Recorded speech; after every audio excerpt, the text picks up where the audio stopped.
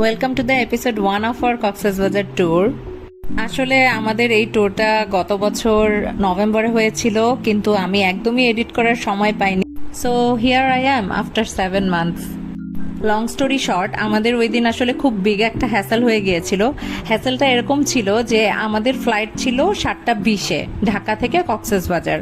তো আমরা তো দিব্যি রেডি হচ্ছি অ্যান্ড এভরিথিং, কিন্তু বাসা থেকে বের হতে হতে আমরা অনেক বেশি লেট করে ফেলি। লাইক যখন 7টা বাজে আমরা তখন মাত্র এক্সপ্রেসওয়েতে ছিলাম।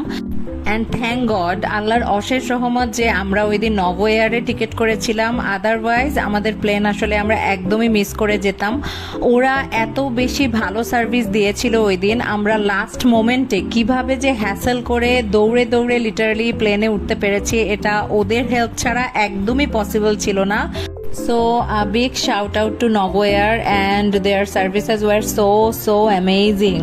আমরা অনেক বেশি ইমপ্রেসড হয়ে গিয়েছি এবং আমি তো ওই দিনই চিন্তা করেছি লাইক লিটারালি আর যত জায়গায় আমি প্লেন বুক করি না কেন দেশের মধ্যে domestic, I will always pick Novo Air.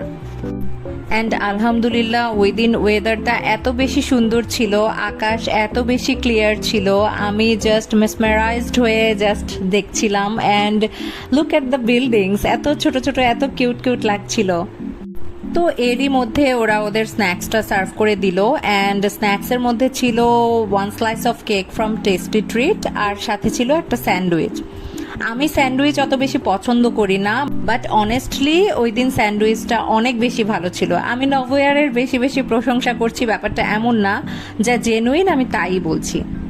আর আমরা সকালে যেহেতু নাস্তা করে বের হইনি, আমরা অনেক বেশি ক্ষুধার্ত ছিলাম। সো স্যান্ডউইচটা খাওয়ার পরে আসলে অনেক বেশি ফুল লাগছিল।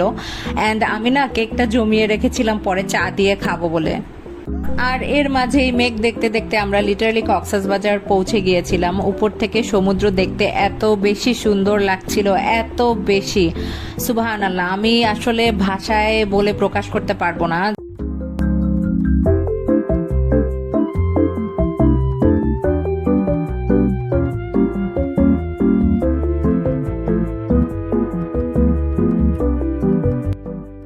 এর মধ্যেই প্লেন ল্যান্ড করার যখন নির্দেশনা দিল, আমি একটু টাচ আপ করে নিচ্ছিলাম।